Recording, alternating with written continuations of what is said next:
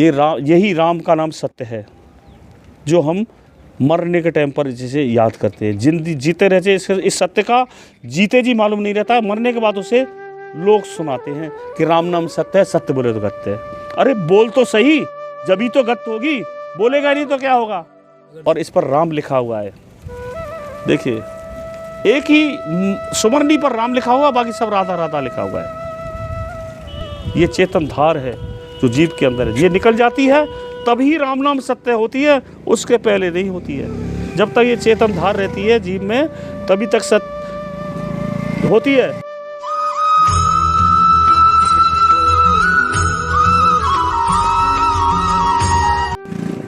जय श्री राधे प्रेमियों, आज हम महाराज जी के पास आए हुए हैं। महाराज नहीं, हमारे लिए तो महाराज जी हैं, जो हमें ज्ञान दें, हमारी कुछ बुद्धि का विकास हो जाए। तो हमारे लिए तो गुरु से बढ़कर तो कुछ नहीं है, और गुरु से बढ़कर दुनिया में भी कुछ नहीं है प्रभु। तो आज हम चर्चा करेंगे, जब अंतिम संस्कार की जो विधि होती है उसमें राम नाम सत्य है, पे उस पे कुछ प्रकाश हम डालने का प्रयास करेंगे महाराज जी के द्वारा। तो महाराज जी राधे राधे। श्री राधे। तो आप ही शुरू करिए महाराज जी। मैं तो बहुत अबोध बालक हूँ, ना मेरे पास इतना शब्दों का भंडार है जो मैं कुछ उन्हें बुन सकूँ। तो आप बताइए महाराज जी, ये राम नाम सत्य है, सत्य बोलो गत्य है, ये क्या है, क्या अर्थ है, क्यों इसका उच्चारण किया जाता है इस समय पे, किसी भी समय पे क्या स्थिति होती हैं इस दुनिया में? जी सिंपल सादा, कोई बात नहीं। जी, इस दुनिया में हमारे होने का, तुम्हारे होने का, इसके होने का और किसी भी चीज़ के होने का एक कारण होता है। जी होता है, लेकिन उन सब कारणों का एक कारण होता है, ईश्वर हो परम कृष्ण सच्चिदानंद विग्रह अनादराद गोविंद सर्व कारण कारणम। जब जीव माँ के पेट में होता है, उस 9 माह के अंदर उसके पूरे जीवन का इतिहास लिख दिया जाता है। एक एक घड़ी, एक एक नक्षत्र, एक एक पल। अगर वो घड़ी नक्षत्र पल किसी को दे दिए जाएं, और अगर वास्तु शास्त्र का या एस्ट्रोलॉजर से क्या कहते हैं, जन्म का जो ज्ञाता होता है, उस पूरे नाम को निकाल देगा वो, अगर उसे सत्यता का ज्ञान हो जाए तो हर घड़ी नजर। तो उसमें आज जो मेरा आपका मिलन हुआ है वो पहले से निश्चित था, किसी को नहीं मालूम रहता है। मालूम हो जाने का मतलब है हमें दिव्यता का प्राप्त है। दिव्यता का मतलब ये है कि पहले क्या हुआ, अब क्या होगा, आगे क्या होगा, ये दिव्य नेत्र से ये मालूम होता है। और दिव्य नेत्र आज भी खोला जाता है, ये सत्य है। और जब तक दिव्य नेत्र नहीं मिलेगा जीव को, तब तक उसके जो हाड़ मास के संबंध हैं जिनमें जीव फंसा रहता है, वो उससे दूर नहीं हो सकता। जब अर्जुन जैसा महारथी नहीं हो पाया, चाचा ताऊ फूफा मामा सबके उसमें, और भगवान ने उसे 18 अध्याय पढ़ाए थे, लेकिन वो सिर पकड़ के बैठा रहा कि मैं इन लोगों को मार करके दुनिया में क्या करूँगा। लेकिन वो मारना किसी को नहीं है, सब अपने आप मर जाते हैं। और कितनी बार हम आत्माएं वही हैं, वही चाचा ताऊ फूफा मामा बन करके आती हैं। कोई अलग से 500 फूफा नहीं है, 5000 फूफा नहीं है, 5000, तो वही आत्माएं रूप बदल बदल के आती हैं। तो विषय था कि जब जीव अंतिम यात्रा पर होता है, तब उस मिट्टी को राम नाम सत्य है, सत्य बोले तो गत्य है। लेकिन वो बोलने वाले हैं, वो सुनने वाला सुन नहीं रहा है, बोलने वाले बोल जरूर रहे हैं। लेकिन ये इस पर एक तत्व दर्शन मेरे महापुरुष बताते हैं। मैं जन कल्याण के लिए गुरुवाणी को आपके सामने, पब्लिक के सामने रख रहा हूँ, शायद उससे किसी का कुछ भला हो जाए। जी। तो एक लड़की थी, वो बहुत विद्वान थी। उसको राजा ने बुला के पूछा कि लड़की, हमने सुना है तू बहुत विद्वान है, हमें एक बात का जवाब दे। बोले पूछे राजन। तो लड़की को राजा ने पूछा कि इस दुनिया में झूठ बड़ा है कि सच। तो लड़की ने निर्भीकता से जवाब दिया, क्योंकि वो विद्वान थी। उसने कहा राजा साहब, इस दुनिया में झूठ बड़ा है। झूठ बड़ा है। ये सुनकर के राजा को गुस्सा आ गया। गुस्सा आ गया तो राजा ने कहा, लड़की एक तो तू विद्वान है और दुनिया सच से चलती है, और तू कहती है झूठ बड़ा है। या तो इसे सिद्ध कर कि ये झूठ कैसे बड़ा है, नहीं तो तेरी गर्दन को हम उड़ा देंगे, क्योंकि तू पब्लिक में घूमती है, मेरी प्रजा में घूमती है, तू मेरी प्रजा को खराब कर देगी। लड़की ने विनम्रता से हाथ जोड़े और राजा को बोला, राजन साहब मुझे कुछ समय दीजिए। बोले कोई बात नहीं, मुझे 3 गधे दे दो। तो राजा ने कुम्हारवाड़े में से 3 जवान गधे लड़की को दे दिए और लड़की ने वो गधे चरने के लिए छोड़ दिए। 2, 4, 6, 8 महीने बाद एक ढिंडोरा पिटवाया उस लड़की ने कि जिसने अपने जीवन में कोई पाप नहीं किया होगा उन्हें ब्रह्मा विष्णु महेश के दर्शन होंगे, और जिसने अपने जीवन में कोई पाप किया होगा उन्हें गधों के दर्शन होंगे।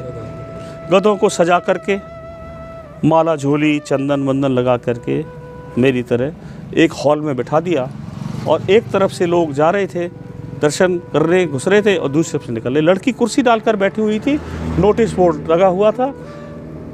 जिसने भी जिसके द्वारा सुना 150 गांव के लोग सब दर्शन करके चले गए। शाम को 4:30 बज गए। राजा को सब रिपोर्ट हो रही थी, लेकिन समय का अंतराल बहुत कुछ कर देता है और बड़े बड़े घाव भर देता है, ऐसा हमने सुना है। तो लड़की लड़की को किसी से मतलब नहीं, आम आदमी से नहीं, क्योंकि राजा को जवाब देना था, विद्वान थी वो कुर्सी डाल के बैठे। शाम को 4:30 बजे राजा अपनी रानी से बोलता है कि रानी साहिबा पता नहीं कौन से जन्म में कोई सब लोग दर्शन कर गए हैं, 4:30 बज गए, आधा घंटे का समय बताए, चलो अपन भी दर्शन कराते हैं। बग्गी निकाली, रानी को बिठाया और वहाँ पहुँचे।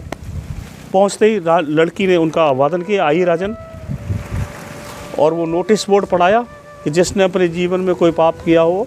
राजा नोटिस बोर्ड पढ़ के दर्शन करने गया अंदर। तो राजा को क्या दर्शन हो रहा है ये रानी को नहीं मालूम, और रानी को क्या दर्शन हो रहा है वो राजा को नहीं मालूम। दोनों बोलेगा कौन, क्योंकि हिंदुस्तान में तो मुछंदर लोगों का राज है, राजाओं का राज है, कुछ भी आता। अगर नारी कुछ बोल देती है तो कुछ नहीं। आधा घंटे पौन घंटे का समय बीता, तो जो कुछ दर्शन हो रहा था बोलेगा कौन, क्योंकि वहाँ तो गधे बैठे हुए थे। लेकिन राजा बोलता है, रानी साहिबा पता नहीं कौन से जन्म में हमसे कोई पाप हो गया, हमें तो गधों के दर्शन हो रहे हैं। रानी भी परेशान थी, क्योंकि उसको भी गधों के दर्शन हो रहे हैं। तो राजा से कहती है, राजा साहब मेरा भी वही हाल है, रोते हुए पैरों में गिर गई। तो राजा ने उसे सांत्वना दी, बोली रानी चिंता मत करो, किससे क्या पाप हो गया इसका फैसला तो हम अपने घर में चल के करेंगे, क्योंकि पति पत्नी का संबंध ज़्यादा दिन झूठ पर आधारित नहीं होता है। हम कोई काम कर आएंगे। हमारे एक भाई साहब थे, वो रोज़ दारू पीते थे, पकड़े जाते थे, तो घर में कलेश होता था। तो भाभी जी को रोज़ लिख करके देते थे कि आई प्रॉमिस टू पे, आई नेवर ड्रिंक। रोज़ लिख के देते थे, तो रोज़ वही होता था। तो कब तक झूठ बोलेगा आदमी। कोई बात नहीं, क्योंकि झूठ सच का फैसला है, इसलिए मैं ये चीज़ उदाहरण के रूप में दे रहा हूँ। अब दर्शन वो अंदर फैसला किया उन्हें कि किसने क्या पाप किया है, इसका फैसला अपन घर में चल के करेंगे, लेकिन बाहर चल के अपने को उस लड़की से बोलना है कि ब्रह्मा विष्णु महेश के दर्शन हो गए। इकरारनामा पक्का हुआ। बाहर आए तो लड़की तो इंतजार कर रही थी। जैसे ही वो बाहर आए तो लड़की ने पूछा, राज जोड़ करके हाथ, हाँ राजन ब्रह्मा विष्णु महेश के दर्शन हो गए। राजा तैयार होके आया था, तुरंत बोला, हाँ लड़की ब्रह्मा विष्णु के दर्शन हो गए। तब इस बीच में एक सस्पेंस, वो राजा ये भूल गया था कि ये वही लड़की है। तो लड़की ने राजन को बोला, राजन एक दिन आपने मुझसे पूछा था कि झूठ बड़ा है कि सच। जैसे ही राजा ने ये सुना लड़की से, तो वो समझ गया राजन कि ये तो वही लड़की है, और मैं गधों को देख करके आया हूँ, ब्रह्मा विष्णु का दर्शन मैंने कह दिया। अब राजा को काटो तो खून नहीं। तो राजा ने बोला लड़की को, हाँ लड़की वास्तव में तू विद्वान है, क्योंकि लड़की ने बोला कि जिनमें आप दर्शन करके आए ब्रह्मा विष्णु महेश का, वो आपके दिए हुए 3 गधे थे। बात तो ओपन हो गई, क्योंकि विद्वता में ही वो ताकत है जो सच को झूठ और झूठ को सच कर सकती है। जिंदगी मौत, हानि लाभ, जीवन मरण सत्य के हाथ में है, और सत्यनारायण की कथा इसीलिए करी जाती है कि वो हमें सत्य का दर्शन करा दे। और राम नाम सत्य है, इसीलिए बोला जाता है कि देख जीव तू कितना झूठ में जी रहा है, तुझे माँ के गर्भ का नहीं मालूम। तो जब उस लड़की ने ये कहा कि जिन गधों जिनमें आप दर्शन करके आ रहे हैं ब्रह्मा विष्णु महेश का, वो आपके दिए हुए 3 गधे थे, बात ओपन हो गई। तो राजा ने स्वीकार किया, हाँ लड़की तू वास्तव में विद्वान है, कोई बात नहीं। राजा उस लड़की को अपने राजमहल में ले गया, सिंहासन पर बिठाया और जो सोना चांदी हीरे जवाहरात जो कुछ भी था सब उसके चरणों में रख दिया लड़की के में। और बोले, लड़की ने एक ठोकर मारी और कहा राजन यही तो झूठ है जिसमें जीव फंसा हुआ है। ये जो उन्होंने दिया था उनको भेंट में, जो कुछ दिया था। और इसी से जुड़ता हुआ एक प्रसंग, जब विभीषण जी ने सीता जी को वो रत्नमाला दी थी, नौलखा हार, और वो प्रसन्न होकर के सीता माता ने हनुमान जी को दे दी। तो हनुमान जी ने ये दिखाया, उन मणिक माणियों को तोड़ करके देख रहे थे वो, कि इसमें वो तोड़ रहे थे, देख रहे थे, क्या देख रहे थे। इसको देखते हुए वहाँ जो विद्वत लोग बैठे हुए थे उन्होंने कहा ये क्या है, इतना नौलखा हार, और उन पर प्रश्न चिन्ह लगा दिया, अरे ये क्या जानता है, बंदर है, कुछ भी है, उनके ऊपर नाम रख दिया। जबकि उन्होंने इतने बड़े बड़े काम किए थे हनुमान जी ने, जो आम आदमी, आम बंदर नहीं कर सका था। समुद्र उन्होंने लांगा, लंका उन्होंने जलाई, सीता जी की खोज उन्होंने कही, संजीवनी बूटी वो लाए, और न जाने कितने काम उन्होंने किए। फिर भी वो जो संकेत देना चाह रहे थे वो फिर भी नहीं समझ पाए कि इतने बड़े काम करने के बाद में हनुमान जी पर प्रश्न लगा दिया कि ये क्या जानता है, बंदर है। तो हनुमान जी ये बताना चाहते थे कि संसार की कितनी भी कीमती चीज़ हो, राम से बड़ी नहीं हो सकती है। वो उन्हें तोड़ के उनमें राम का नाम ढूंढ, वो कह रहे थे कि मैं ये देख रहा हूँ कि इसमें राम है कि नहीं। इस बात पर उनको शंका हो गई। विद्वत जन जो सामने बैठे हुए थे उन्होंने कहा, क्या तू इनमें राम देख रहा है, तो क्या तेरे अंदर राम है? बोले हाँ। तो बोले दिखा। तब हनुमान जी ने उस चीज को सामने दिखाया कि देखो ये है राम नाम सत्य। दिखाया था, ये बात सत्य है, सत्य है ये बात। तो राम नाम सत्य है, सत्य बोले तो गत्य है उस मिट्टी को जिसकी कोई कीमत नहीं है। और ये मानुष्य जन्म अनमोल है, मानुष्य जन्म अनमोल रे, मीठी वाणी बोल रे, और अब तो मिला है फिर ना मिलेगा 84 में डोले। इतना बड़ा ये अनमोल शरीर है ये, जिसे हम मिट्टी कर देते हैं। मिट्टी तो हो जाता है, लेकिन इस मिट्टी में ही हम राम नाम रूपी सोने को बो सकते हैं। और सोना कोई बहुत, सोना तो सोना होता है, लेकिन वो कंचन कब बनता है, जब तपता है। सोने की लंका को हनुमान जी ने जला करके, क्योंकि वहाँ सीता माता बैठी हुई थी, इसलिए तपस्या थी, वो माता जी को ले गया था। तो बहुत सारी बातें। अब प्रश्न, राम नाम सत्य है, सत्य बोले तो गत्य है, वो झूठ बड़ा है, इस दुनिया में झूठ बड़ा है। प्रश्न यहाँ पर आया, लेकिन सब झूठ में जी रहे हैं, सत्य मालूम नहीं किसी को। सत्य उस व्यक्ति को बताया जाता है जो मिट्टी है, मुर्दा है, उसको सुना रहे, और उसके बाद वो उस सत्य से फिर मतलब नहीं रहता है, इस झूठ में फिर फंस जाता है आदमी। तो अब हम ये कह सकते हैं कि राम नाम सत्य, सत्य बोले तो गत्य है, और झूठ बड़ा है इस दुनिया में, क्योंकि प्रत्येक व्यक्ति सत्य को जानते हुए भी झूठ का आचरण कर रहा है। अब मैं ये प्रश्न करता हूँ कि राजा की ऐसी कौन सी मजबूरी थी जो उसने उन गधों का पर्दाफाश नहीं किया और झूठ बोल दिया कि हमें ब्रह्मा विष्णु एक दर्शन हो गए। सवाल, मेरा प्रश्न ये है, मैं नहीं जानता हूँ इसे। दूसरी चीज़, जो तत्व दर्शन है, बहुत सारी बातें शब्द के दर्शन से होती हैं, बहुत सारी बातें शब्द दर्शन होता है, तत्व दर्शन होता है। तत्व दर्शन कुछ और कहता है, हर एक चीज़ का एक तत्व दर्शन होता है, एक शब्द दर्शन होता है। जैसे कंचन का मतलब सोना हो गया, और कनक का मतलब भी सोना होता है, लेकिन कनक कनकते 100 गुनी मादकता अतकाए, या खाए बोराए जग या पाए बोराए। ये 2 कनक हैं, दोनों का मतलब अलग अलग है ना। तो बहुत सारे उदाहरण। अब मैं कुछ अधिक बोल गया हूँ तो क्षमा करिएगा।